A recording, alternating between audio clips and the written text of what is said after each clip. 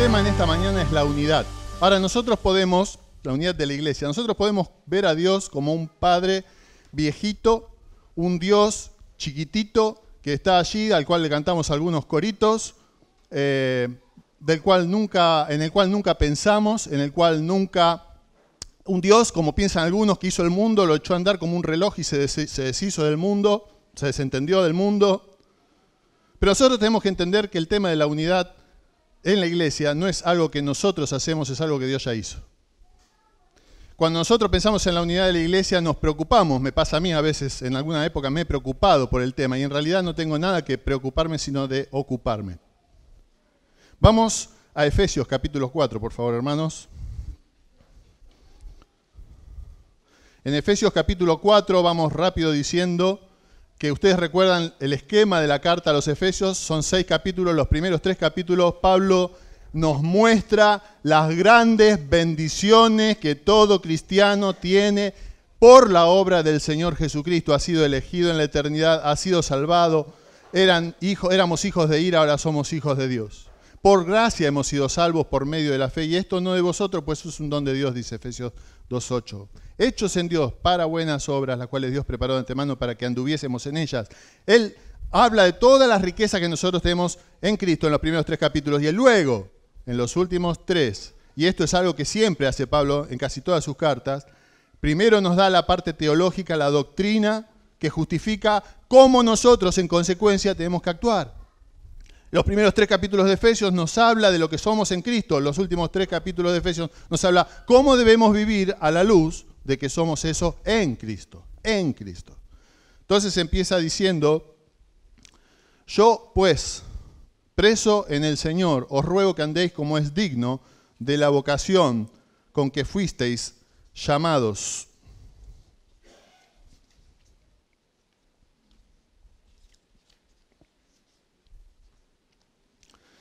Hermanos, acá Pablo nos está diciendo, a manera de introducción, que él estaba preso. Pablo escribe Efesios desde la cárcel. Y desde la cárcel, él se ve preso. Y no dice preso de los hombres, preso en el Señor. Él era un prisionero de Cristo. Cristo estaba en control de sus circunstancias. Pablo estaba seguro de que él estaba preso porque el Señor lo tenía preso. Y podés decir vos lo mismo. Yo estoy donde estoy porque el Señor me quiere ahí. Dice, os ruego. Pablo es un mendigo en alguna medida. Lo vemos siempre rogando. ¿Se acuerdan, Corintios? Os rogamos en el nombre de Cristo reconciliados con Dios. Te ruego, Agripa, que me escuches. Te ruego. ¿Por qué rogaba el apóstol? Porque él quería que las personas se salven. Os ruego, la palabra es paracaleo, llamar a alguien a estar al lado de uno con la idea de ayudar o ser ayudado. Que andéis en el sentido de ser. El andar cristiano es un ser más que un hacer. Es un ser más que un hacer, como es digno. La palabra ahí digno, ¿saben qué es? Es una palabra que tiene que ver con ecualizar, con igualar, con equilibrar una balanza.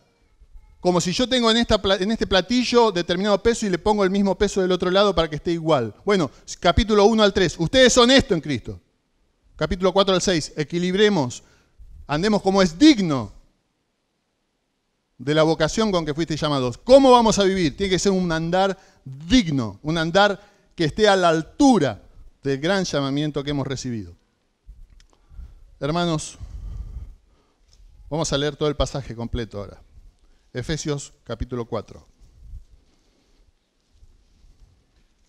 Dice así, yo pues preso en el Señor os ruego que andéis como es digno de la vocación con que fuisteis llamados, con toda humildad y mansedumbre, soportándoos con paciencia los unos a los otros en amor, solícitos en guardar la unidad del Espíritu en el vínculo de la paz, un cuerpo y un espíritu, como fuisteis llamados en una misma esperanza de vuestra vocación, un Señor, una fe, un bautismo, un Dios y Padre de todos, el cual es sobre todos y por todos y en todos. Pero a cada uno de nosotros fue dada la gracia conforme a la medida del don de Cristo, por lo cual dice, subiendo a lo alto, llevó cautiva la cautividad y dio dones a los hombres.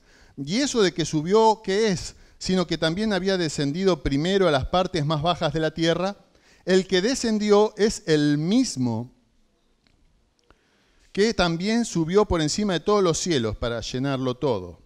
Y él mismo constituyó a unos apóstoles, a otros profetas, a otros evangelistas, a otros pastores y maestros, a fin de perfeccionar a los santos para la obra del ministerio, para la edificación del cuerpo de Cristo, hasta que todos lleguemos a la unidad de la fe y del conocimiento del Hijo de Dios, a un varón perfecto a la medida de la estatura de la plenitud de Cristo, para que ya no seamos niños fluctuantes llevados por doquiera de todo viento de doctrina, por estratagema de hombres que para engañar emplean con astucia las artimañas del error, sino que siguiendo la verdad en amor, crezcamos en todo en aquel que es la cabeza, esto es Cristo, de quien todo el cuerpo, bien concertado y unido entre sí por todas las coyunturas que se ayudan mutuamente según la actividad propia de cada miembro, recibe su crecimiento para ir edificándose en amor. Yo quiero que en esta mañana te acuerdes, te lleves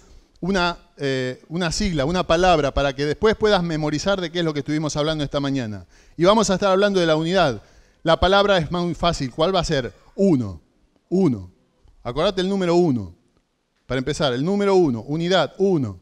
Y en base a unidad, a 1, vamos a tener 3 cosas en consideración. En primer lugar, la U. La U es de la unidad, es una obra de Dios ya terminada. La unidad es una obra de Dios ya terminada. La N de nosotros. Nosotros debemos ser solícitos en guardar la unidad.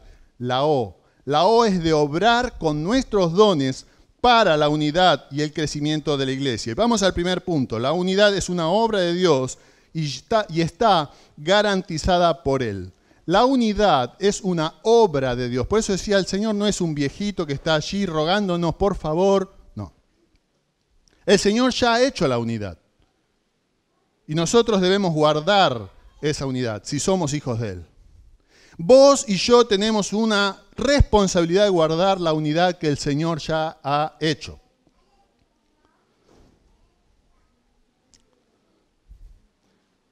La unidad de la iglesia no es y no puede ser creada por la iglesia. ¿Sabías eso? La unidad de la iglesia no puede ser creada por la iglesia.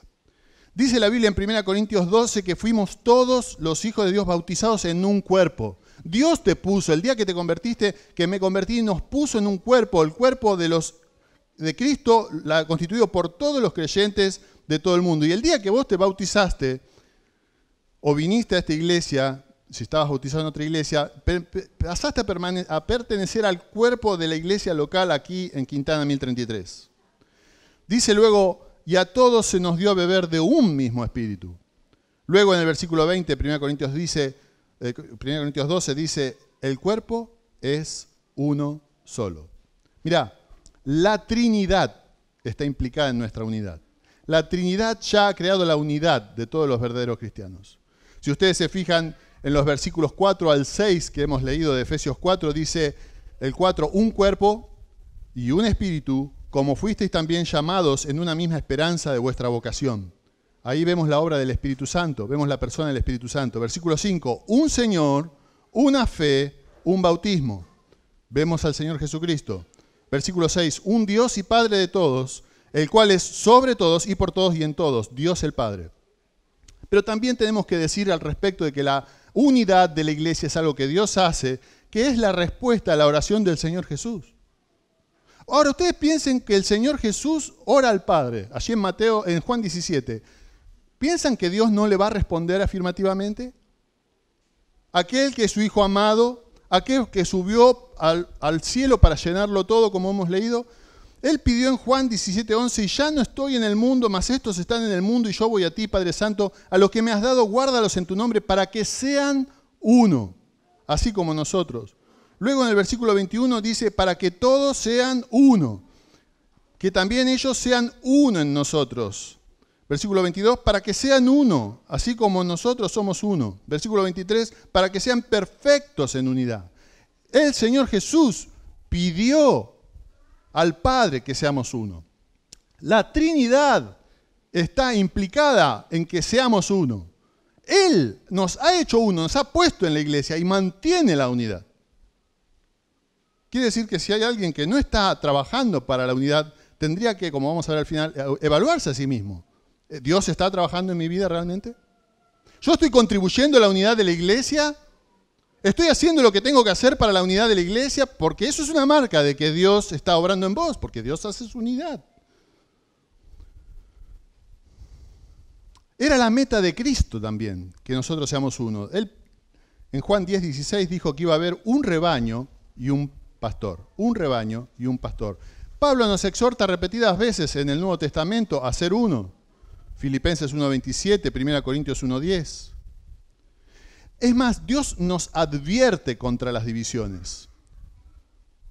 Romanos 16, Gálatas 5, pero hay un pasaje que siempre me llamó la atención en Proverbios 6. No lo busquen, lo leo yo. Proverbios 6:16 dice: 6 cosas aborrece Jehová, y aún 7 abomina su alma: los ojos altivos, la lengua mentirosa, las manos derramadoras de sangre inocente, el corazón que maquina pensamientos inicuos, los pies presurosos para correr al mal, el testigo falso que habla mentiras, y el que siembra, ahí está el séptimo, ¿no? Y aún una abomina su alma. Hay algo que Dios detesta más que nada, que es: y el que siembra discordia entre hermanos. Esto tendría que sonar en este momento como un campanazo o una campanita, pero fuerte ahí en nuestro oído. Dios abomina al que trabaja para Satanás, creando discordia entre los hermanos. Ireneo, obispo del segundo siglo, dijo de los que causan divisiones en la iglesia: ninguna reforma capaz de ser efectuada por ellos será de gran importancia, lo suficiente para compensar el daño que surge de su cisma, o sea, de su división. En pocas palabras, cualquier división que se haga, división injustificada, ninguna división va a traer un buen resultado. Miren, Lutero, cuando surgió el tema de la reforma, él no se quería separar de la Iglesia Católica. Él quería plantear, volver a la Biblia, y él fue excomulgado. El cristiano por naturaleza no es una persona que divide, es una persona que une. En segundo lugar dice la N, ¿se acuerdan? La U, la unidad la hace Dios. La N, nosotros debemos ser solícitos en guardar la unidad. Y en esto en esta parte me quiero detener sobre todo. Dice el versículo 2, con toda humildad y mansedumbre, soportándoos con paciencia los unos a los otros en amor, solícitos en guardar la unidad del Espíritu en el vínculo de la paz. La unidad de la iglesia es algo que cada creyente debe perseguir diariamente. Cada día de tu vida debes estar pensando: yo estoy contribuyendo a la unidad de la iglesia. ¿Por qué? Porque eso es lo que está haciendo el Señor Jesucristo. ¿De qué te sirve hacer todo lo que haces? ¿De qué me sirve hacer todo lo que hago a diario si en definitiva estoy en otra sintonía con el Señor? Si no estoy en el centro de la voluntad del Señor. ¿Y cuál es la voluntad del Señor? Para que sean uno, para que sean uno, para que sean uno, para que sean uno. ¿Para qué? Para que el mundo crea que tú me enviaste. Vamos a ver 5 actitudes para ser fieles en esto. Y existe una progresión en ellas. La primera virtud para mantener la unidad es ser humilde. Ser humilde es el fundamento, la base, el cimiento para mantener la humildad. Luego habla de que debemos ser mansos, debemos soportarnos con paciencia, los unos a los otros en amor. Y debemos ser solícitos en guardar la unidad del Espíritu en el vínculo de la paz. La humildad. ¿Saben? Cuando acá Pablo está escribiendo y habla de la humildad, es una palabra compuesta. Miren, dice Juan Wesley, ni los romanos ni los griegos tenían una palabra específica para aludir al concepto de humildad. No tenían una palabra, porque ellos despreciaban a las personas humildes. Aristóteles se jactaba y decía: la mayor virtud que tienen los griegos es no dejar pasar la ofensa. Es decir, a mí me la hacen, se la voy a devolver. Los griegos se jactaban. Aristóteles, el mentor de Alejandro Magno, que después hizo ese imperio, le enseñó así: a mí me la hacen, y de hecho se vengó Alejandro Magno de los persas.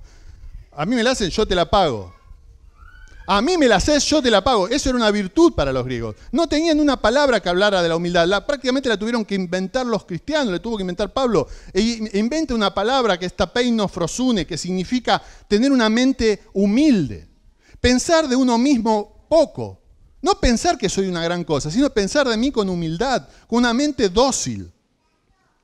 Juan Crisóstomo, un hombre del tercer siglo, un santo de Dios, un cristiano del tercer siglo, dijo: la humildad es la raíz, la madre, la enfermera, el fundamento y el lazo de toda virtud.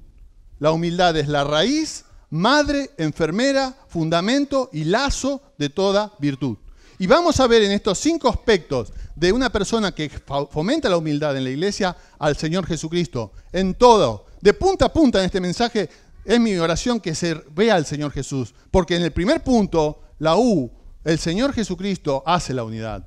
Y en este punto, si nosotros pensamos todas estas características que vamos a mencionar son características del Señor Jesucristo, Él es el máximo ejemplo de humildad. Dice Filipenses 2, 7 y 8, sino que se despojó a sí mismo, tomando forma de siervo, hecho semejante a los hombres, y estando en la condición de hombre, se humilló a sí mismo, haciéndose obediente hasta la muerte y muerte de cruz.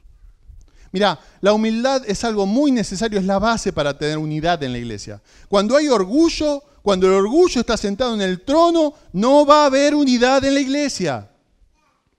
No va a haber unidad. Es una virtud, la humildad, que hay que tener cuidado. Es esa virtud que cuando yo digo que la tengo, ya la perdí. ¿No? Cuando yo digo yo soy humilde, ya la perdí. Por eso es pensar con bajo de uno mismo. ¿Cuál fue el primer pecado que hubo ¿Qué hubo? Les digo así. El orgullo fue. No estamos hablando de Adán y Eva. Fue Satanás que por orgullo quiso ser igual a Dios. Ese fue el primer pecado, el orgullo. Jamás habrá unidad mientras el orgullo esté sentado en el trono de nuestro corazón. ¿Cuál es la única protección que nosotros tenemos? ¿Cuál es la única salida que nosotros tenemos para luchar contra el orgullo? Mirar a Dios. Mirar a Dios. Es la única protección y la única fuente de humildad. Mira al Señor Jesucristo. Pon tus ojos en Cristo. El Señor dijo: mirad a mí, sed salvos todos los términos de la tierra. Y vaya que tenemos que ser salvos de nuestro orgullo. Pensar humilde en nosotros mismos. Pensar humilde y ver al Señor Jesucristo como hombre, cómo fue Él. Pensar humilde en nosotros y ver al Señor Jesús cómo Él está entronado en el cielo.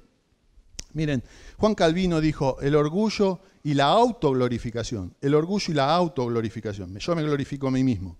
Es la causa y punto de arranque de todas las controversias, de todas las divisiones. Cuando cada persona, irrogándose, dice, y yo busqué que era irrogándose, porque es una palabra antigua. Irrogándose, yo pensé que era arrogándose, pero irrogándose, ¿saben lo que es? Es hacerse daño. Haciéndose daño más de lo que le corresponde por derecho, ansía sujetar a otros bajo su poder. La ambición ha sido y todavía lo es la madre de todos los errores, de todas las confusiones y de todas las sectas. Ambición, orgullo versus humildad. Ahora, si vos sos una persona humilde como el Señor Jesucristo, eso te lleva en segundo lugar a ser una persona mansa. ¿Y qué es una persona mansa? Para que vos te des una idea, es una persona que podríamos decir es como un león o un caballo que ha sido domesticado, que ha sido domado. Es poder bajo control.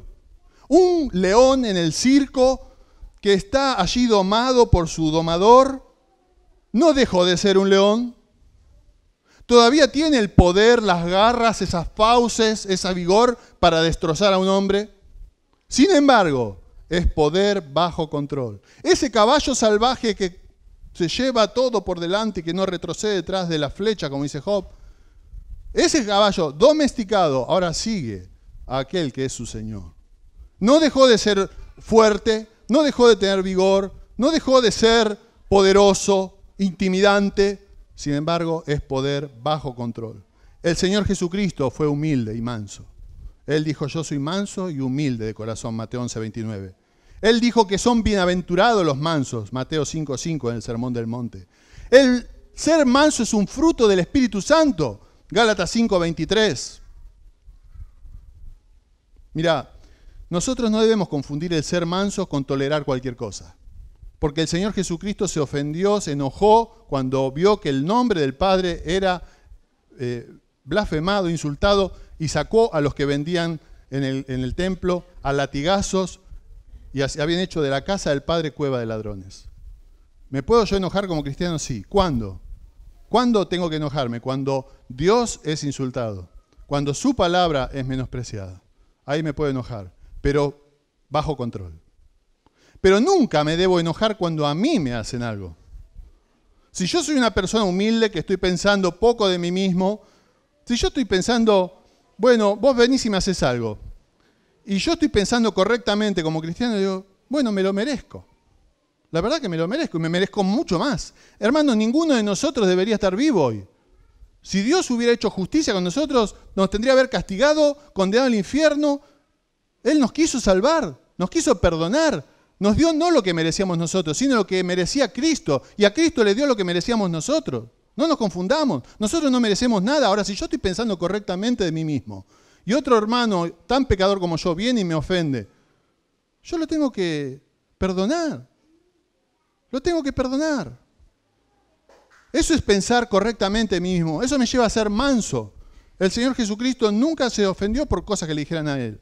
¿Se acuerdan del rey David? Iba huyendo de Absalón, su hijo, y le empezaron a tirar piedras. Uno de la tribu de Benjamín le empezó a tirar piedras. Simei le empezó a tirar piedra. Y Abisai, que era su primo, su sobrino, le dice, ¿querés que lo mate? No, deja. Lo dejó en las manos de Dios. No debemos tomar venganza por nosotros mismos, hermanos. Sí debemos reaccionar cuando la palabra de Dios o el nombre de Dios es menoscabado. Dice Martin Lloyd-Jones, ser manso significa que usted está por completo acabado. Ser manso significa que usted está por completo acabado. Basta del yo. Una persona mansa no maldice a quienes lo maldicen. 1 Pedro 2:23, como el Señor Jesús. Una persona mansa no se enoja por causa de las cosas que le hagan a él. Tiene dominio propio. Dice Proverbios 16:32, mejor es el que tarda en airarse que el fuerte, y el que se enseñorea de su propio espíritu, que el que toma una ciudad. Una persona mansa recibe la palabra de Dios. Santiago 1:21, con mansedumbre. Perdona sin dilación y ayuda a restaurar al hermano. Gálatas 6, versículo 1. Tiene la actitud correcta, una persona mansa, hacia los perdidos. Es una persona bella.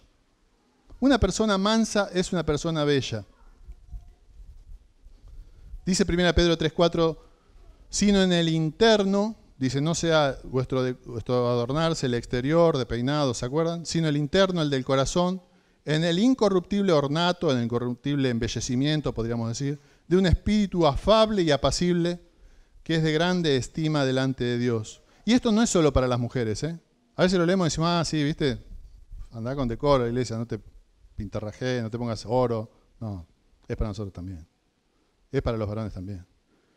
¿Querés ser una persona bella? ¿Quién no quiere ser bello? Todos nos miramos al espejo, nos afeitamos, nos apretamos un granito, ponemos la cremita. ¿Querés ser bello? Sé manso. Sé humilde. Sé como el Señor Jesucristo. El Salmo 45 dice, Él es el más hermoso de los hijos de los hombres. ¿Sabes por qué es hermoso? Porque Él es santo. Seguramente el Señor Jesús como hombre era un hombre bello. Pero ¿sabes qué? Su rostro fue desfigurado. Fue desfigurado en la cruz para salvarnos. La humildad y la paciencia nos lleva, en tercer lugar, a ser pacientes. La palabra es macrotumia. Habla de aguante, resistencia. Dicen que en el año 1871, un periodista llamado Stanley fue a visitar al doctor Livingstone al África. El doctor Livingstone era un cristiano, un misionero que estaba trabajando con las personas que vivían en África, convirtiéndolos al Señor, y era médico, así que los atendía también. Y este hombre Stanley no era cristiano, fue a visitarlo, a hacerle un reportaje porque era conocido de Livingstone. Entonces, después de estar un tiempo con él escribió, nunca me habló de nada de Cristo. Nunca me habló de Cristo, Livingstone. Pero al ver la paciencia, al ver el amor, la dedicación que tenía hacia esos pobres hijos del África, yo me transformé en cristiano. Y Stanley se convirtió. Él relata de esa manera su conversión. Un santo paciente debe ser paciente para con todos, al igual que el Señor Jesús. Acepta el plan de Dios. Un cristiano paciente acepta el plan de Dios. Aunque no lo pueda entender, aunque le resulte difícil, acepta el plan de Dios. En tercer lugar, dice amor que soporta. No solo ser humilde, manso, un amor que soporta. Mira, ¿querés soportar a la persona que tenés al lado? a tu hermano, a tu esposo, tu hija, lo que fuera, cubrite del amor del Señor Jesucristo. Dice que el amor cubrirá multitud de pecados. 1 Pedro 4:8 también dice Proverbios 10:12. ¿Qué tipo de amor? Miren, los griegos tenían varios tipos de amor. Uno era el amor eros. El amor eros era yo recibo, yo recibo, yo recibo, yo recibo. El amor filos era yo le doy a Chiche, Chiche me da a mí. Yo le doy a Chiche, yo le doy a mí. Un amor de amistad mutua, que se dan mutuamente. El amor cristiano no es ninguno de esos dos. El amor cristiano es el amor ágape. El amor ágape es un amor desinteresado. Es un amor continuo. Es un amor incondicional. Amamos así al pueblo de Dios. Amamos así a nuestros hermanos de una manera humilde, de una manera mansa, de una manera continua, incondicional, sin egoísmo. Un amor que te lleva a darte voluntariamente sin importar lo que recibas, aunque no recibas lo que vos pensás que tenés que recibir. ¿Estás amando hacia el pueblo de Dios?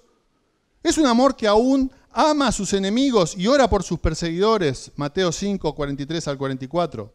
Solo el amor ágape, hermanos. Solo el amor ágape nos permite soportarnos. Porque vaya que nos tenemos que soportar. Vaya que usted me tiene que soportar a mí. Solo el amor ágape cubre multitud de pecados.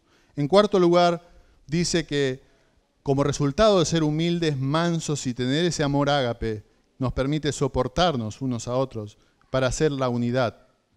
Y dice solícitos, solícitos. Ahí la palabra solícitos es apresurarse, tener celo, diligencia. Es un celo que demanda una dedicación plena. Quizás alguno de nosotros quisiera estar dedicado a la obra a full, a diario. Más de uno de nosotros. Quisiera poder trabajar para el Señor todo el día de sol a sol. ¿Saben qué? Hay algo aún mayor que eso, a lo que somos llamados a hacer. A tener un amor ágape y a trabajar por la unidad de la iglesia. Es un amor que, una solicitud que implica tener una dedicación completa, tener celo.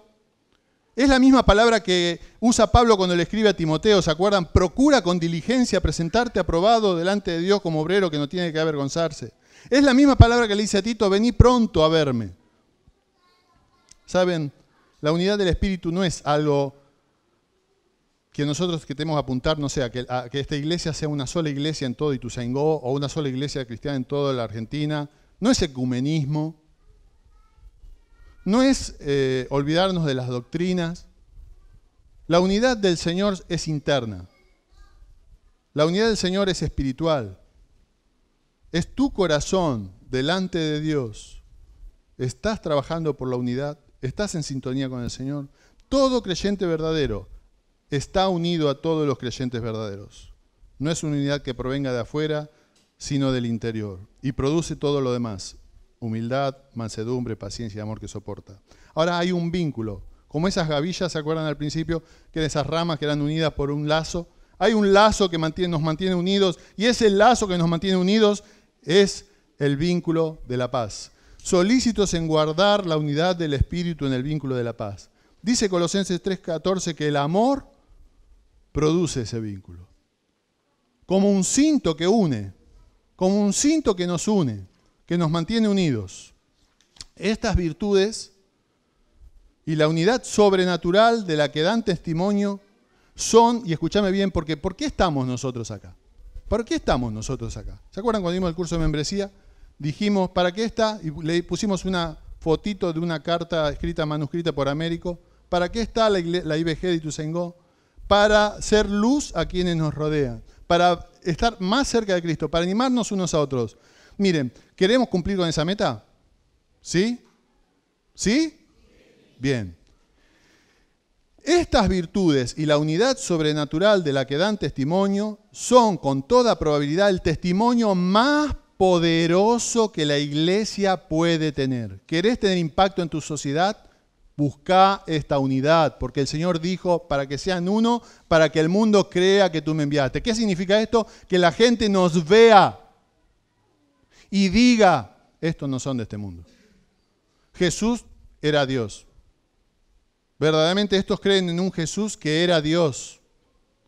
No crean en un Jesús relativo que puede ser hoy blanco o negro. Que les quede bien claro quién es Jesús. ¿Quién es Jesús? ¿Y cómo es Jesús? ¿Y quién es Jesús? Se va a ver por cómo nosotros seamos acá. Nunca seguramente lo pensamos así. Siempre pensamos, sí, vamos a hacer una campaña, vamos a hacer esto, vamos a hacer aquello, y no se trata de hacer, se trata de ser. Se trata de ser. Ahora yo te pregunto, ¿estás trabajando por la unidad de la iglesia? ¿Cuántos tratados de paz se han quebrado en este mundo? Casi todos. Casi todos los tratados de paz que se han hecho se han quebrado. Por eso el mundo sabe cuando la iglesia está reflejando la unidad de Cristo y cree en Él. El último punto, la O. Cristo hace la unidad. Nosotros, la N, nosotros debemos ser solícitos en guardar la unidad del Espíritu en el vínculo de la paz. La O, obrar con nuestros dones para la unidad y el crecimiento de la iglesia. Y acá está hablando de la unidad de la iglesia como una meta a alcanzar. Como una meta a alcanzar en el sentido de crecimiento cristiano, de madurez en la fe, hasta que todos lleguen, dice, a la estatura de Cristo. Volvemos a leer el versículo 7. Pero a cada uno de nosotros fue dada la gracia conforme a la medida del don de Cristo, por lo cual dice, subiendo lo alto, llevó cautiva la cautividad y dio dones a los hombres. Y eso de que subió, ¿qué es? Sino que también había descendido primero a las partes más bajas de la tierra. El que descendió es el mismo que también subió por encima de todos los cielos para llenarlo todo. Y él mismo constituyó a unos apóstoles, a otros profetas, a otros evangelistas, a otros pastores y maestros, a fin de perfeccionar a los santos para la obra del ministerio, para la edificación del cuerpo de Cristo, hasta que todos lleguemos a la unidad de la fe y del conocimiento del Hijo de Dios.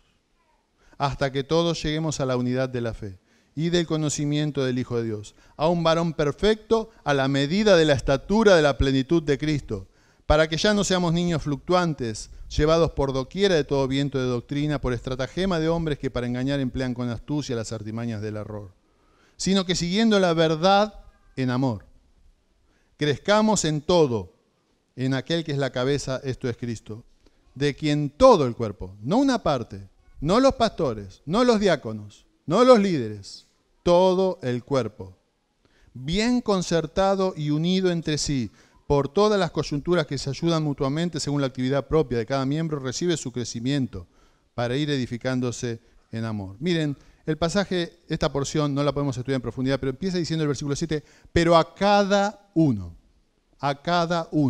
Dios te dio un don. Mira, estudiando el tema me maravillaba, porque ¿sabés qué? Ese don, que por lo menos uno tenés, si sos un hijo de Dios, una hija de Dios, no es igual que, aunque sea el mismo tipo de don, por ejemplo, puede haber un hermano que tenga un don de enseñanza y otro hermano tenga el don de enseñanza, pero no son iguales. No son iguales ni en la medida del don, ni son iguales en su historia, en sus experiencias, en su vivir con el Señor, en sus padres, en su carrera, en su vida, en su edad. Dios trabaja en cada uno de nosotros, en vos y en mí, dándote un don, creando las circunstancias. Todo lo que te pasó no es casualidad. Dios estaba detrás trabajando. Es más, dice que Dios nos da la gracia, y ahí la gracia significa nos da la capacidad de llevar a cabo ese don. De tal manera que si vos haces una conjunción de todos esos factores que acabo de mencionar, vos y yo somos como copos de nieve, como huellas digitales, somos únicos. Muchas veces lo hemos escuchado, sí, vos sos importantísimo en la iglesia, y es verdad. Es verdad. Vos y yo somos únicos. Dios quiere que vos estés prestando atención en este momento. Porque esto es para vos y es para mí. Es para mí y es para vos. Vos y yo somos piezas únicas. Si sos un hijo, una hija de Dios, Dios te hizo así. Dios te dio dones y los tenés que poner a trabajar. Tenés que poner a obrar, la O, a obrar en función de la unidad de la iglesia. Es más, Dios trabaja por medio de nuestros dones. Y Él nombra después 4 dones, 2 que son del pasado y 2 que son actuales. Habla del ministerio de los apóstoles y los profetas al principio de la iglesia, y luego habla de los evangelistas y pastores y maestros. Está hablando de pastores y maestros, es el pastor maestro el que enseña. Cuando una persona, como en este caso yo, está predicando, la idea es que entre ustedes después ese mensaje siga rebotando, siga reverberando, sigan entre ustedes hablando y lleve fruto. Y ese fruto excede las paredes de esta iglesia. Que mañana, pasado, estemos trabajando por la unidad de la iglesia, llamando a un hermano, buscando confortar al hermano, llamando para orar por el hermano, predicándole a un inconverso. Apelación final. Si la unidad de la iglesia es algo que Dios hace,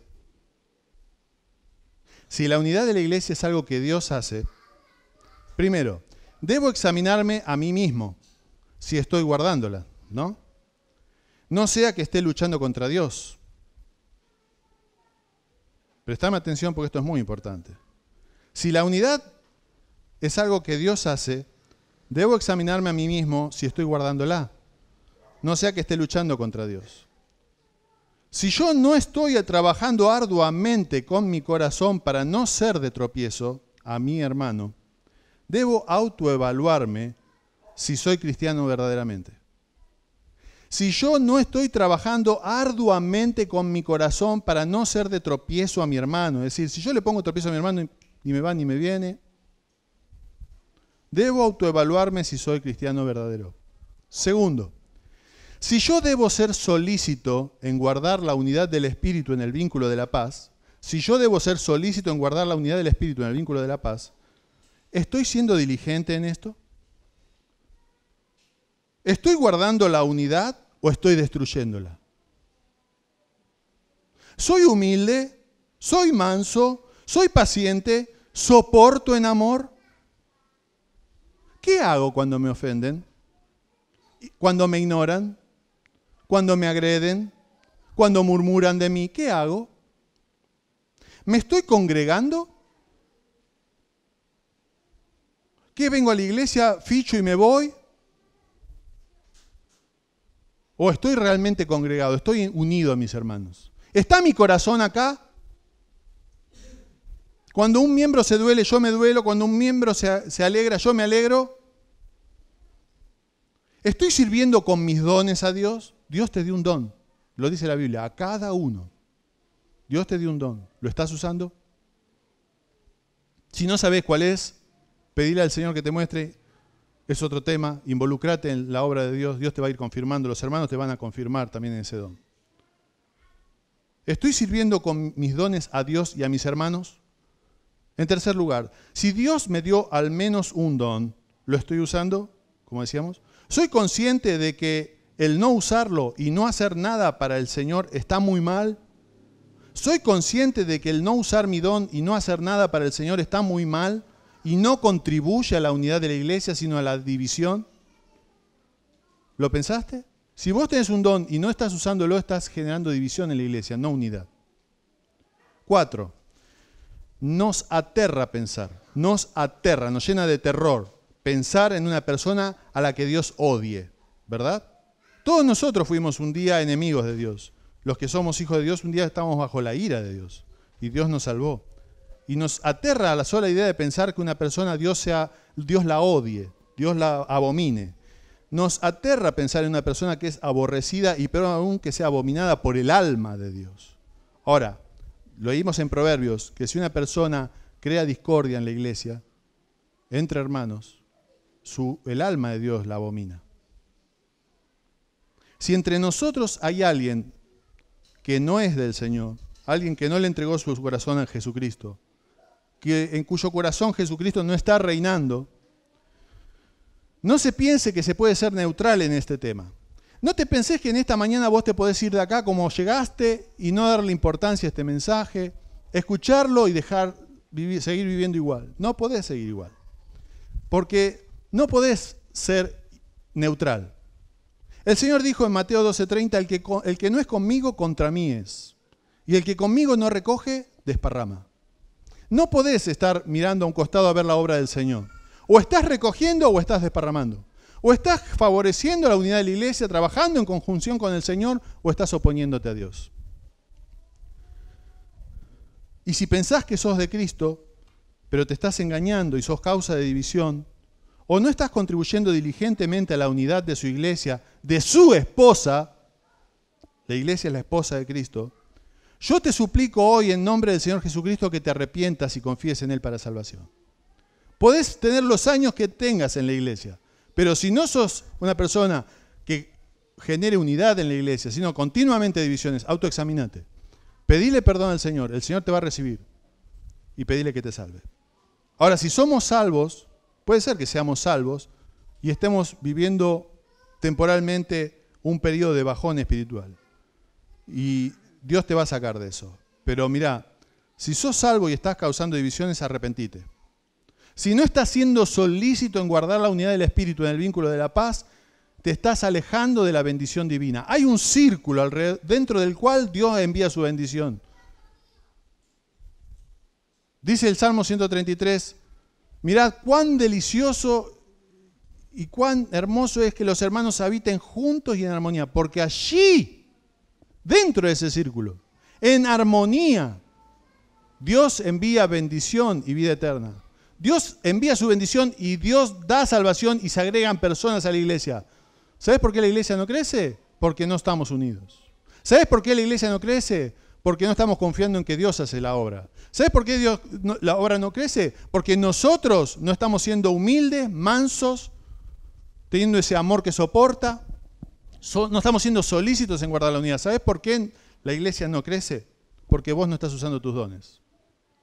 Si nosotros hiciéramos todo esto, la iglesia empezaría a crecer. Y no estamos hablando de número, porque Dios no nos manda de una iglesia multitudinaria. Puede ser que Dios nos dé una iglesia grande algún día y no entremos, pero puede ser que sigamos siempre siendo los mismos. Pero que crezcamos, que cada vez nos parezcamos más a Cristo. Que la gente se convierta por nuestro testimonio, aunque no vengan a esta iglesia después. Mirá, termino con esta ilustración. ¿A quién le gustan los delfines? A mí me gustan los delfines. Son animales muy simpáticos. Los delfines andan siempre en manada. Andan siempre en manada. Cuando vos ves un delfín solo, es un delfín que no está bien. O está enfermo, algo le pasó. Y no es que el delfín no se baste solo. El delfín puede alimentarse solo. Pero un delfín que está solo es un delfín que termina muriendo. Pero no se muere de hambre. ¿Sabés de qué se muere? De estrés. Un delfín que está solo se muere de estrés. A veces los delfines, dentro de la manada, alguno está enfermo y los delfines respiran aire, ¿sabían? Aguantan mucho abajo del agua, pero respiran aire. Tienen que subir a la superficie a respirar. Cuando un delfín no puede respirar bien, entre otros dos delfines se ponen abajo y lo llevan a la superficie para que respire. Y se van turnando. Ahora, se estudió esto y el peso de un delfín abajo del agua, por la ley de Arquímedes, equivale a 2 kilos. No es tanto peso entre dos delfines para levantarlo. Cuando los delfines están siendo levantados, está siendo levantado por los otros dos delfines, ese que puede respirar, los otros dos en ese momento no están pudiendo respirar. Se sacrifican por ese otro delfín. Y se van turnando. ¿Y sabes por qué? Se estudió, no es porque el peso de ese otro delfín sea mucho, sino porque todos quieren participar de eso. Toda la manada quiere participar de sostener a ese delfín y sacarlo arriba a la superficie. Cuando buzos cristianos nos hablan de esto y nos dicen que un delfín, cuando vos te metes abajo del agua con los delfines si ven las burbujitas que larga el buzo, se preocupan. Porque de alguna manera el delfín se da cuenta de que algo anda mal, porque sabe que el ser humano respira aire y tiene que estar arriba, no abajo. Y cuando ve burbujas se piensa que está ahogando. Ahora, si el buzo usa un snorkel, ese aparatito una manguerita por acá, que vos podés bucear por la superficie o por ahí nomás, pero no largás aire, o sea, estás respirando el aire, los tipos están tranquilos con vos, los delfines lo más tranquilos, te dan al lado, ni se preocupan.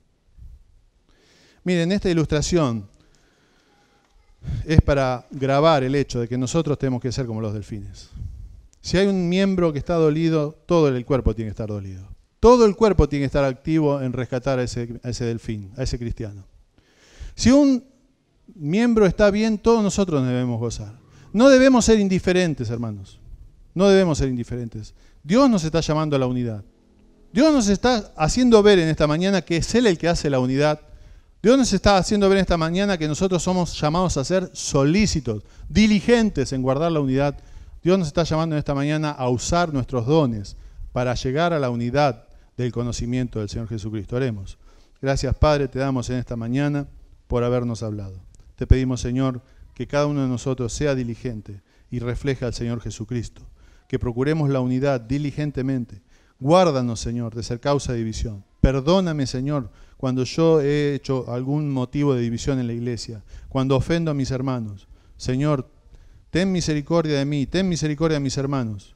Señor, que en aquel día, cuando nos presentemos delante de ti, tú nos puedas aprobar y decir, bien, buen obrero y fiel. Sobre poco fuiste fiel, sobre mucho te pondré, entra en el gozo de tu Señor. Señor, que seamos una iglesia unida, queremos reflejar a Cristo. No nos interesan los programas, no nos interesa nuestro orgullo, no nos interesa hasta dónde lleguemos en la obra. Señor, lo que queremos es que tú estés contento con nosotros, que veas la iglesia en el barrio gastronómico, en la IBG de Ituzaingó, y puedas decir, esta es una iglesia bíblica, esta es una iglesia que me teme, esta es una iglesia donde yo voy a enviar personas. Tú quisiste, Señor Jesús, que seamos uno, para que el mundo crea. Te lo rogamos en tu santo nombre, y como el Padre te escuchó a ti, te pedimos en esta mañana que tú nos escuches, porque no lo hacemos en nuestro nombre, sino en el nombre del Señor Jesús. Amén.